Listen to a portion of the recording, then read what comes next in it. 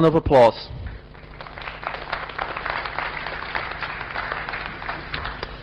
So, good evening everybody. So I'm standing between you and dinner and the after party, so I will go a little bit quicker and that you will join in the after party a little bit sooner. My name is Lieven Desmet and I'm talking about ceasefire, which is a mitigation technique against CSERF, and this is co-work with Philippe Derek, which is actually the lead developer of the technique. So a little bit about myself. I'm a research manager in the Desmet research group at the university here in Leuven, Belgium. And I'm actively engaged in OWASP, so I'm a board member of the Belgian chapter, and also I was co-organizer of past academic tracks on the European conferences of OWASP. So if you didn't hear of OWASP yet, so please go and consult the OWASP website, subscribe to your local mailing list in your own country, and participate in the next OWASP event, because they're really great in providing a lot of useful information, providing a lot of useful tools. For the talk today, I'm going to talk about the mitigation technique on CSERF, called ceasefire. I start with a little bit of introduction on the concept of cross-site request forgery. Then I will move on to quantification of cross-domain traffic. What cross-domain traffic is actually going out of our browsers? Can we quantify? How can we actually protect against that malicious cross-domain traffic? Next, I will focus more on the client-side mitigation against CSERF. And more in particular, I will also explain how we actually developed our tool ceasefire. Next, I will go into the evaluation phase of ceasefire, how ceasefire can protect different scenarios. Also, how we actually try to see the right balance between security and usability and how we evaluated that. And now I will conclude my talk.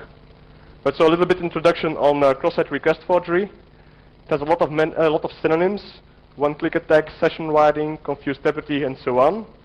The main idea of a cross-site request forgery attack is an external attacker is in the control of an HTML feed, an external server. And when a victim is actually visiting that server, is actually using the HTML feed, the attacker triggers the browser of the victim in sending additional requests. Those requests are unauthorized by the victim, but from the point of view from the server, those requests are actually legitimate. The victim typically only needs to have an account of the targeted web server, and in some cases also needs to be logged in before the attack is actually happening within the same browser session. So a little bit more visual. If we're combining cross-site scripting to actually launch the first HTML feed together with cross-site request forgery, the attacker is using a persistent cross-site scripting attack to upload some payload to the vulnerable server. Later on, the victim is actually visiting that payload. For instance, by the techniques we saw this afternoon, you can have a different set of redirects to malicious payload. The victim is visiting that website, downloads the payload, and while the payload is executing within the browser, the payload is actually sending additional requests to the server as targeted. It's targeted on behalf of the victim. It sends requests from the victim to the targeted server, and since there is a trust relationship between the browser and the targeted server, the server will accept those requests on behalf of the victim and will process them. So the trust between the client and the server is typically implicit, and that many forms of implicit authentication in web applications.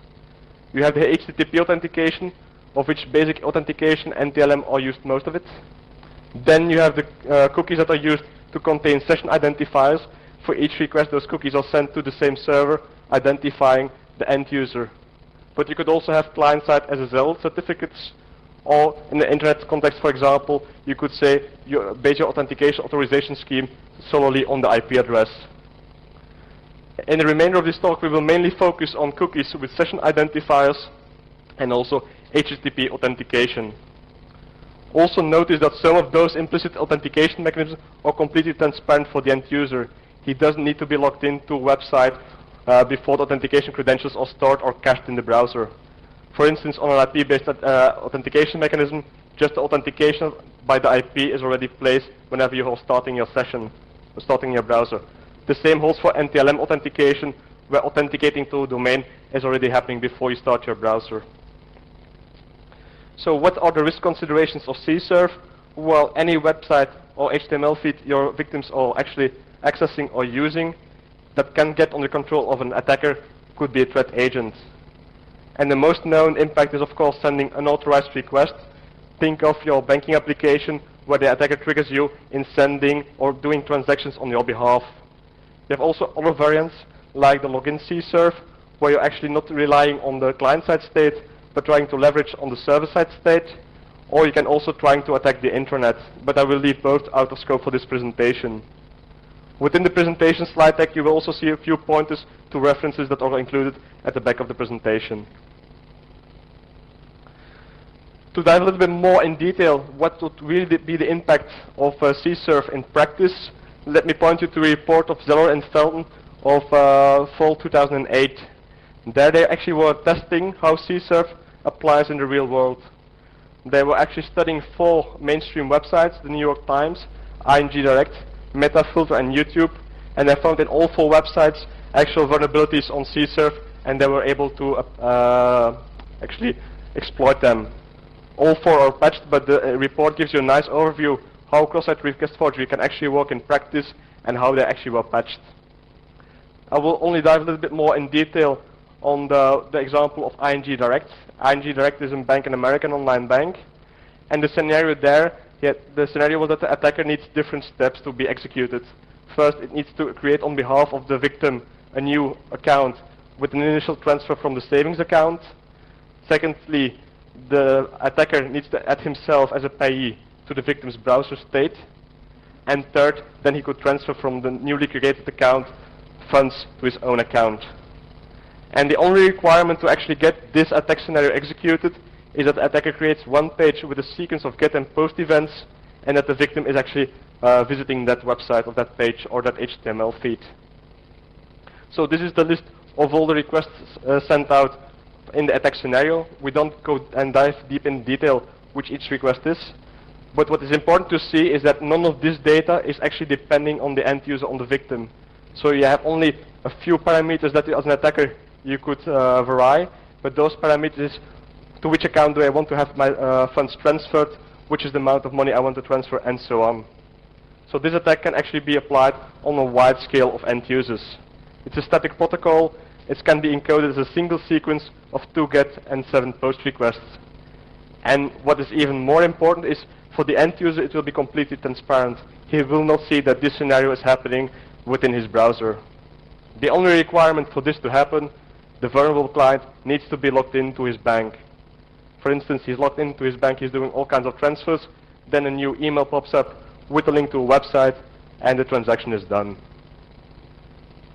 Okay, this is a little bit more context, what could be the impact of CServ. Let's look a little bit more how we could actually protect ourselves against CServ. Of course, one of the naive solutions could be, we just strip all the cross-domain traffic, we just block all the cross-domain traffic, and we are safe. And some of the solutions actually go that path, but you will quickly see that it's not a perfect solution. We try to have better insights in the nature of nowadays web applications and their interactions, especially to find a good balance between the security against CServ attacks, but also finding a good solution that is usable in nowadays web applications. For example, that you can use it with Facebook, Gmail, and so on. To do that, we actually try to capture as much data as possible, or real-life data. We actually asked 50 grad students to record all the data they send out in their browsers during a period of 10 weeks. And we collected in this way about 5 million requests. How did we collect the data? We actually made our own browser extension for Firefox. The extension was completely transparent to the end user. It didn't have any impact on the surfing behavior within the browser. The only thing it did was logging irrelevant information. And the students had to install the extension as part of a lab exercise. So they had to install the plugin to log all the data. They had to actually monitor the data in a post-processing step afterwards. So it was for them useful to do the logging as well.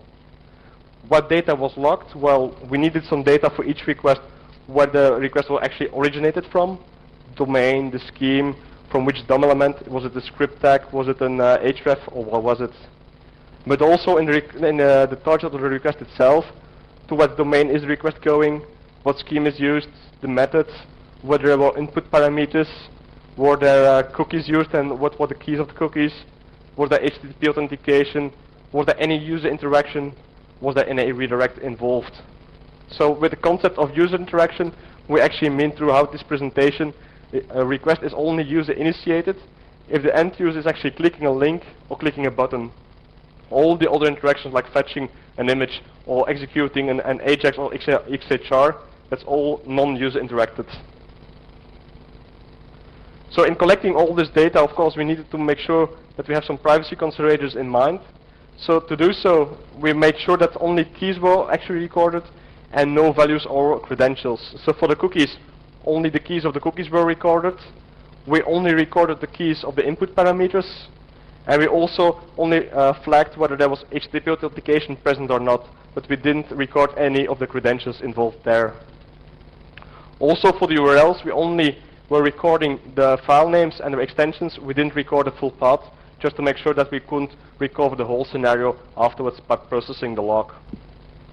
And we also didn't record any client-side information, no information about the browser, no IP information, no usernames. We just wanted to know which version of the logger they're actually using, because we also increased the granularity of the logger while the project was running. So with those the 4.7 million requests, what did we actually see? When we were applying the same origin policy, so we're seeing which are the strict different domains where the requests are going to, if you're taking the originator into account, we saw that more than 43% of all requests were actually cross-domain. It means every request going out of your browser, 43% is going to a different domain from which page it was originating. In the context of this research, we are actually relaxing that origin differentiator or domain differentiator, and there we're actually looking to the kind of top-level domain. So for instance, all the subdomains of google.com, we all tend to be part of one top-level domain. And even with that relaxation in mind, still 33% of all requests are actually going cross-domain. This means if you are bugging the end user to ask whether this interaction is allowed, about 33% of all requests going on, the end user will be involved. Also, if you're blocking cross-domain requests on this 1/3 of all the requests, that means that a lot of images will not be loaded. If you're going to Google and Google Images search and so on, it will be completely broken. If you're looking a little bit more in detail for all the requests that are cross-domain, we saw that a large majority was GET requests. So you even saw it on the previous slide. 31% of the 33% are GET requests. Only a small fraction, 1%, 1 out of 33 is a POST request. Sorry. We also saw that about 1/3 of the cross-domain requests were actually having input parameters, or were having also cookies. So both accounted for about 1/3 of the requests. We saw that only a very, very small fraction of those requests were user-initiated, less than 1%, and that the number of HTTP authentication that was used on the request was even much lower, 0.1%. So we see that a lot of the cross-domain requests are actually having input parameters or actually having cookies. So we need to make sure that a lot of those benign requests are also allowed within the policy we're applying. What we also saw is that HTTP authentication is only used in a very limited form. Maybe more interesting, instead of the raw numbers, is looking to the domains themselves. So in the 4.7 million requests, we actually identified about 23,000 different domains, top-level domains in this context. Of those requests, 14% of the domains were using requests in one of the requests for that domain. 23% of those domains were actually using cookies, so it's only a limited set of domains that are using cookies. And we only identified 2 domains that were using HTTP authentication, and both were residing on an intranet. This gives you already a little bit more information on all the cross-domain traffic. I think it's important for the different research tracks on web application security and application security to have more data, to have more benchmark data sets available to actually, for example, to compare the different solutions, but also to give better insights before we develop countermeasures. But with that in mind, let's have a little bit a look to what we can do against CSRF on the client side. And the countermeasure that is most often associated with CSRF is actually the same origin policy. But unfortunately, the same origin policy itself does not offer any protection against CSRF. The only good thing about the same origin policy is that it is an enabler for token-based approaches. Token-based approaches, on the other hand, are much more promising. I think it's the most promising technique against CSRF, especially if the token-based approach is applied quite close to the development environment. If the token-based approach is integrated in your code development environment, it can actually work well in a Web 2.0 context and can be a very good countermeasure. Unfortunately, this mitigation technique is not widely adapted yet. So as an end user, we are forced to search what can we do on the client side. How can we protect ourselves against CSRF?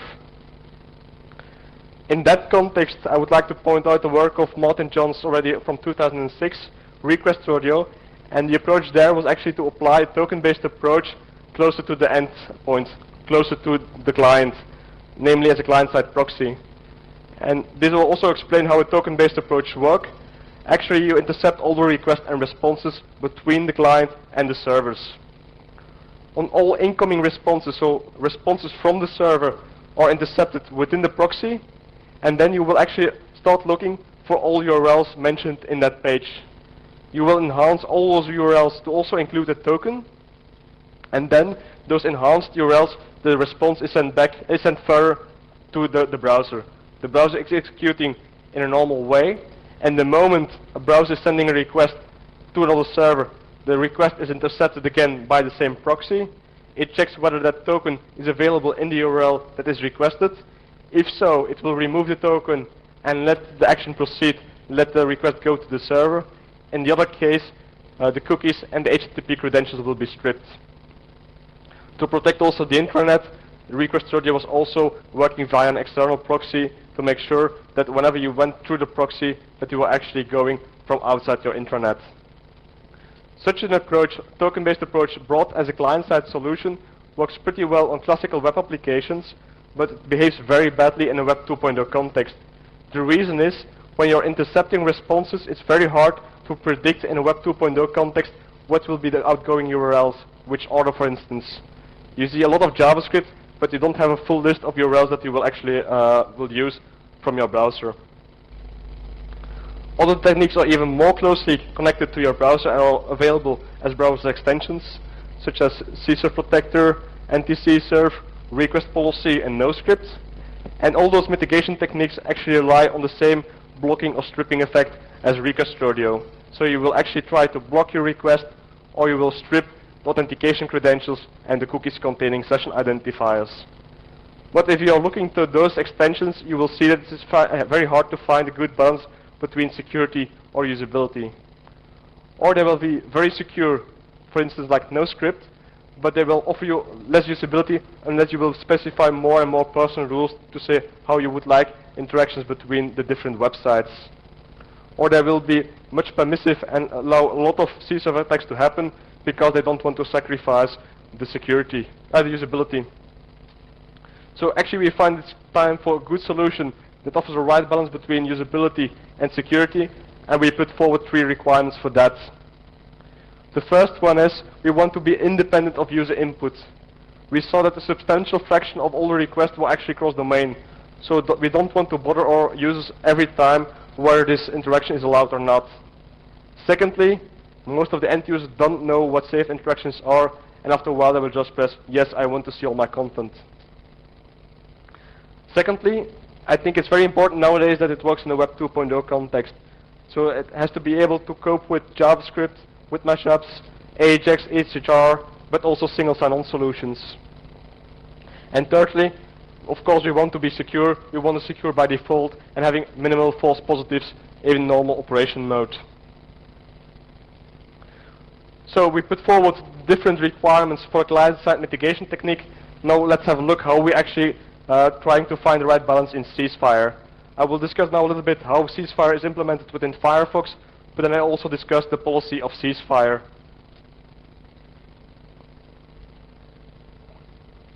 So ceasefire is actually a client-side mitigation technique developed at our research lab, and it builds also on the concept of Request Rodeo of stripping requests whenever they are cross-domain and malicious. So the main purpose here is to find a good balance or a better balance between security and usability. And more details about this approach can be found in the paper mentioned here and also available on the BruCON website. If you're looking to a browser, we see the browser at the left side, the server on the right side, we actually see that the browser consists of the browser core, has some browser context, and there's also a communication channel, namely the HTTP channel between the browser core and the web server. Within ceasefire, the first step we will do is actually collecting all the necessary information. One part of the necessary information will come from the browsing context. Another part of the information to decide on will come from the HTTP channel itself, raw data on the HTTP request. Included in that information is the origin and the destination, the method, whether this is user initiated, whether there are cookies present, whether is HTTP authentication present. With all that information, we are ready to make a decision, and we will actually provide all that information to the policy decision point. The policy decision point has different actions. So it could accept the policy, and that is the case in all the traffic that is not cross-domain. It could block the request, but as we will see in our policies, we don't use block in our default policies. You can strip cookies or authentication headers, and we also have an option to ask the end user, but that is mainly used for debugging. So once we have made our decision, we will enforce it, and it's actually enforced on the HTTP channel itself before the request is going out on the network. But what is now our policy that we used within ceasefire? So we differentiate between get and post request. We differentiate between requests with parameters and without parameters, and also differentiate whether a request is user initiated or not. For the first type, if we have a get request without any parameters that is user initiated, we will accept the request and also allow HTTP credentials and cookies to be allowed with that request. The reason why we accept this particular instance is if you, for example, go to Google and you type in Facebook and you go into the Facebook website, we don't want the user to be logged off, because it's very annoying if you're already logged in to an application, you're searching on something on Google, and the next time you're logged off that application again. So that's the particular reason why we have an accept here. It's arguably why we should have an accept or stripped here, but in the default configuration that you can download now, there's an accept there. For all the other interactions, we will actually strip. So for all the other actions, we will just make sure that there are no authentication credentials or cookies attached to the request. And as we will see later in the presentation, it doesn't have a big impact on nowadays browsing, nowadays surfing behavior of most of the applications. So we prototyped this information, this extension in Firefox as ceasefire. We implemented this default policy, and you can download it from the Mozilla website. And it's recently updated to also be able to operate in Firefox 4.0. If we're comparing our solution to other client-side solutions, the first one is the request policy. And you will see that that differentiating factor is more on the fact if a request is user initiated or not. We saw only that a very small fraction of the request is user initiated. Only those requests will be accepted. All the other requests will be blocked by default. This also means if you have a page with images coming from another server, the information will not be stripped, the request will not go out of the browser, the request will just be denied and blocked within the browser itself. So you will have to pay to usability. Similarly, if you're looking to the anti-CSERF extension, there the differentiator is actually being HTTP or HTTPS. For HTTPS, all requests that are cross-domain will be stripped. The same holds for post messages. But for HTTP requests, cookies will always be allowed, and HTTP authentication will always be stripped. In our opinion, when we are looking to cross-domain traffic, a lot of the traffic still happens on HTTP. A lot of applications using HTTP have stateful operations and transactions on the server side and are using cookies. Most of the websites are using cookies that are doing state updates. So in that sense, I think choosing only for HTTP authentication, not for cookies, is not wise. Okay, we have a small intro in ceasefire. We saw the policy. Let's move on to the evaluation phase. What is our plugin well enough from the security point of view? How does it behave from a usability point of view? First, for the security, we actually looked to all the different attack vectors for CSERF in CSS, HTML, JavaScript, XHR, and so on, even in redirects. And we found 59 test scenarios how to actually apply a CSERF attack to a website. We actually test the prevention capabilities of our client and other clients to see whether they can cope with those scenarios. And we actually have a positive result that we are protecting against all those scenarios. The reason why we are protecting is because we are actually intercepting all the requests going out of our browser. So it doesn't depend on the specific attack vector if you're using CSS, HTML or JavaScript to trigger the request. Next, we wanted to evaluate how usable it was in nowadays browsing. So the first thing we did was actually a real-life test user public that we used, an audience. We had 60 test users and they used it for several weeks, and they found a few issues in the balance between security and usability. And based upon their feedback, we actually improved the way we're actually using security versus usability. For instance, the fact in Google, if you're typing Facebook and you're logged out, is one of the things that were detected in that phase. Next, we moved to the phase where we actually put our extension public on the Mozilla add-on website. Since January, about 14,000 downloads have happened, and nowadays we have, on a daily basis, around 4,000 people actually using that extension. We had quite some positive feedback, and we also had improvements for additional server policies, as I will discuss a little bit later. So we see that in the blue line is the number of downloads, the red line is the number of daily users for our tool. We certainly see the spikes of in the weekend we have less users, but we also see that we have a steady increase of test users, and you're around of 4,000 people. That's the statistics of yesterday.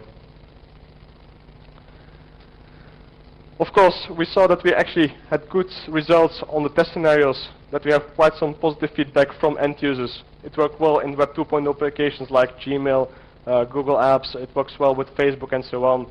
It works with Shibboleth single sign-on. It works with OpenID, with Live ID. But what we actually detected in quite some user reports is that there were problems in using websites that span multiple domains. And what do I mean with that? For instance, you get google.be and google.com. You will see that both domains operated by the same company interact quite often with each other. And in the technology presented today, this means that if you're going from google.be to google.com and vice versa, that you will be locked out from your website. The same happens for other large companies like Microsoft and Yahoo. So we needed to figure out how we could solve that. So what can we do? Well, the problem is that if you're looking to the traffic between those websites, google.be, google.com, that the traffic resembles very well to an actual C-serve attack, because you're going from two particular domains and you're jumping from one domain to the other. And for a client, it's very hard to distinguish whether this traffic is benign or malicious. So in order to decide in a more fine-grained way, we need additional information.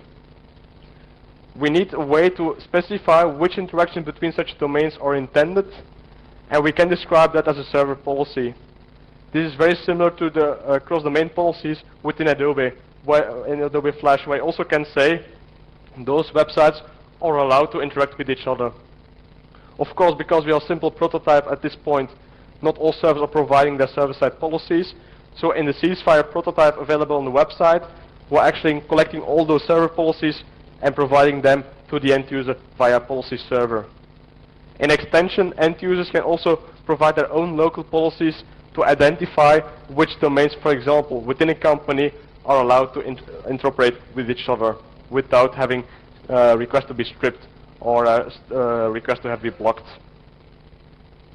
Now, I will dive into a few technical details or the technical decisions we had to make within ceasefire, and then we can have a quick look how it actually works within your browser. So the first thing I would like to discuss is the handling of redirect chains. So if you're looking to an authentication chain, such as in the single sign-on solution, you start from your own domain x.com.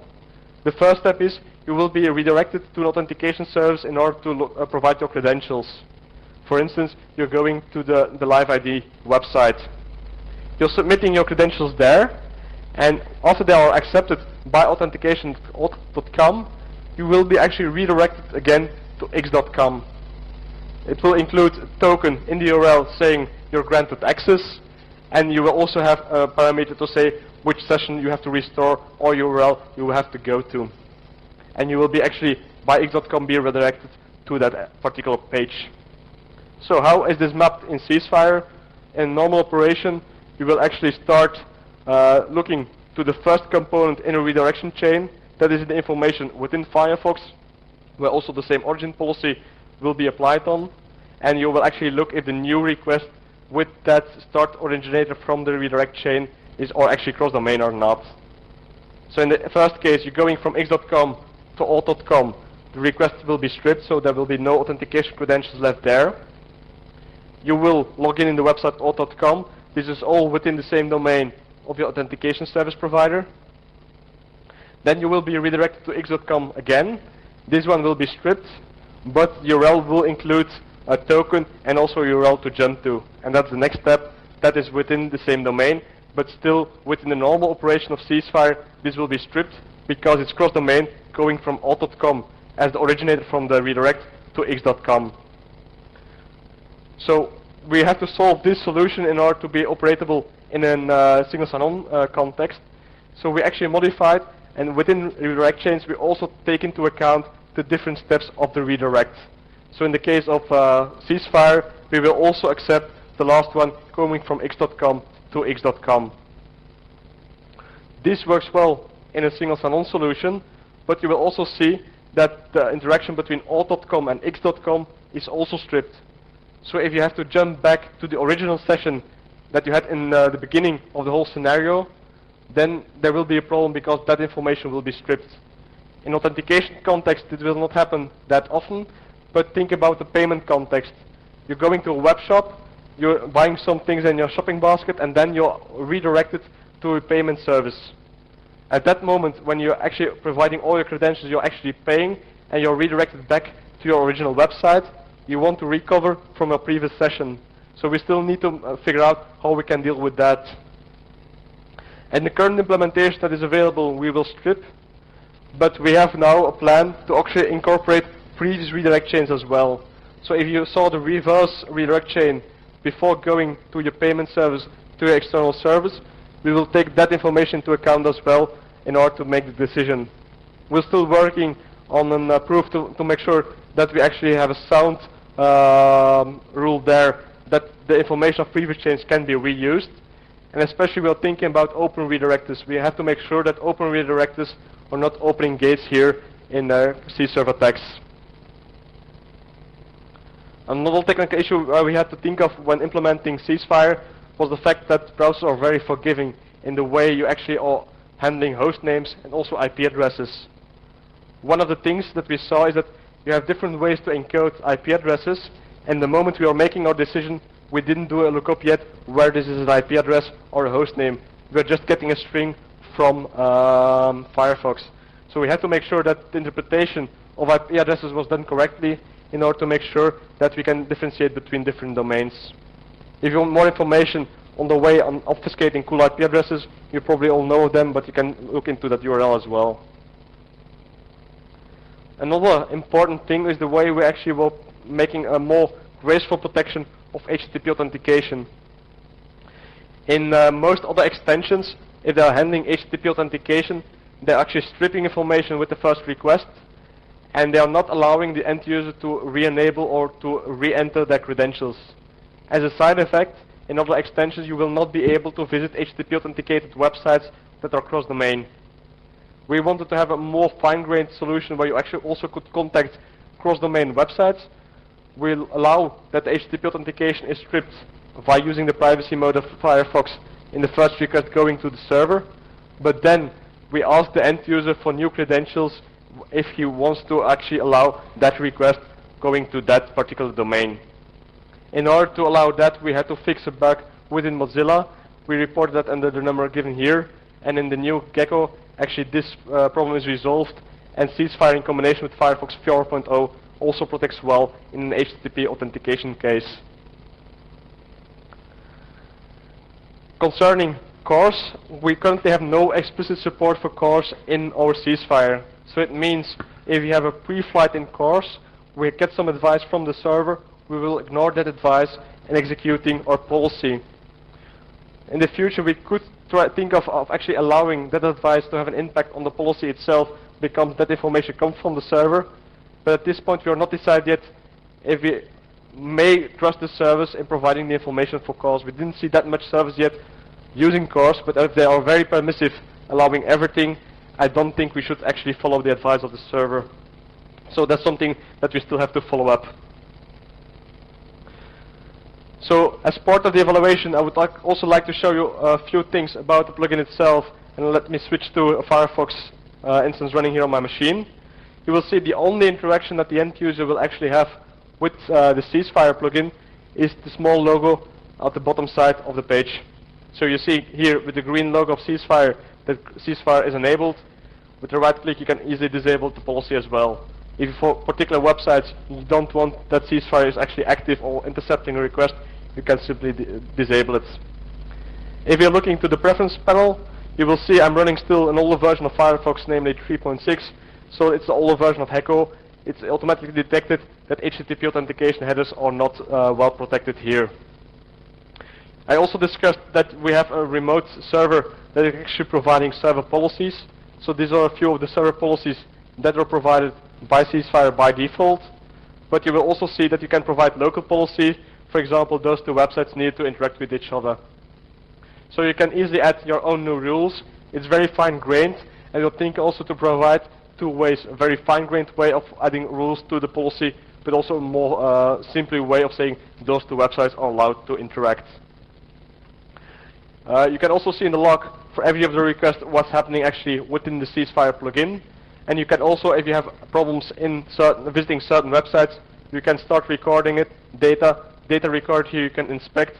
And if you say, well, this is important to fix in an upcoming release, you can just send the information to us and we will actually process your request as well. So that's actually also a way of getting more input for remote policies so that we can check ourselves on that particular website. So coming back to the presentation, let me finally conclude my presentation. We had a small introduction to CServe, but more important, we also analyzed some traffic to identify what patterns reoccur in cross-domain traffic. Based on that information and practical experience with end users, we try to find a good solution, a good balance between security and usability. We want it to be secure by default, but we want it to be user independent, but also it has to be applicable in a Web 2.0 context. We implemented our solution as a Firefox extension. We did technical evaluation and also have a real-life evaluation with test users and also the Mozilla community. I've inserted some references and I would like you to invite to download Ceasefire, to test it out and provide us with additional feedback. Thank you.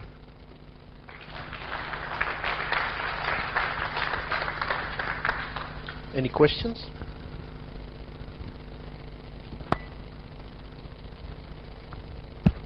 Could you explain a little bit more about your remote policies and how the remote policies work?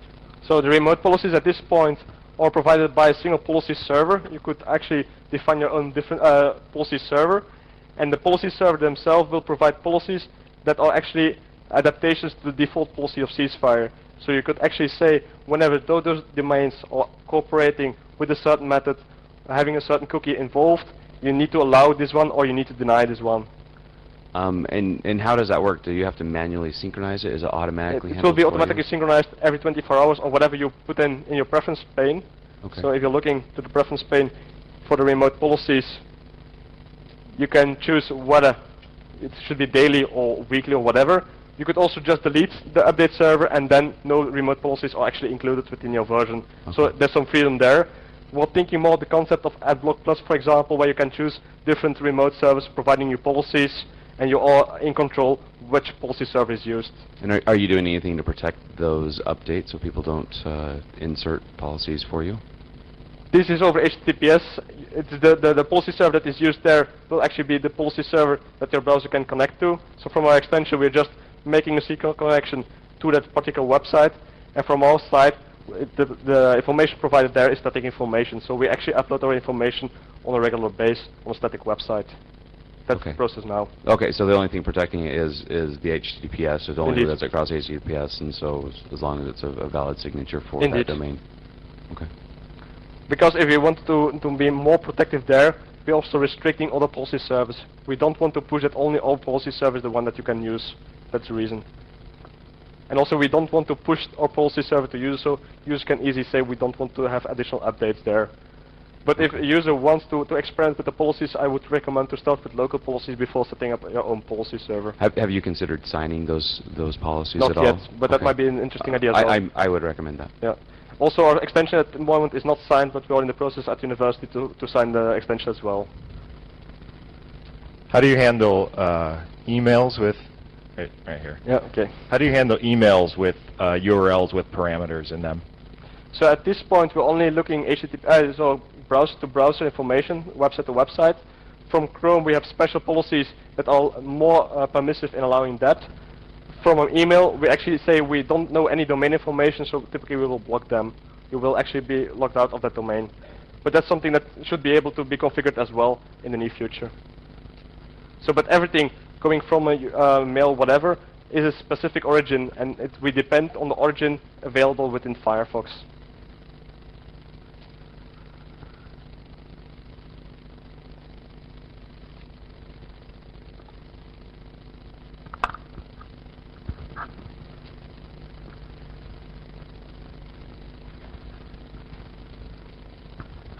One other question about the remote policies. Could you bring that back up again? I was just curious about the list.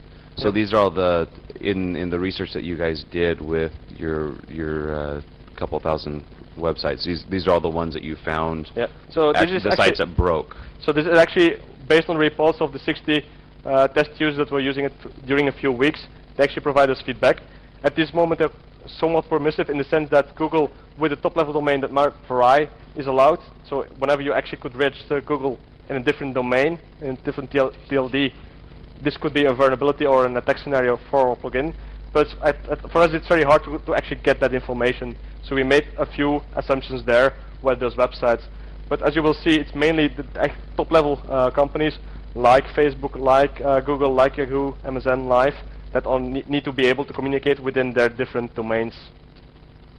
And for a few websites that are more specific, for example, for Twitter, we actually checked for Facebook and sharing, for Twitter sharing, because we don't want to log out the user at that point when he's sharing, whether those actual URLs were having a token-based approach. So both Facebook, both Twitter actually had a CERT protection on the server side, and that's for us also a reason to include it in the remote policies. And can I see the bottom half as well? So you will see these are test scenarios because we need to provide test scenarios of attackers to actually get our extension logged in. And these are actually all things that were provided by end users that we try to verify whether there was CERT protection at the server side. Thank you.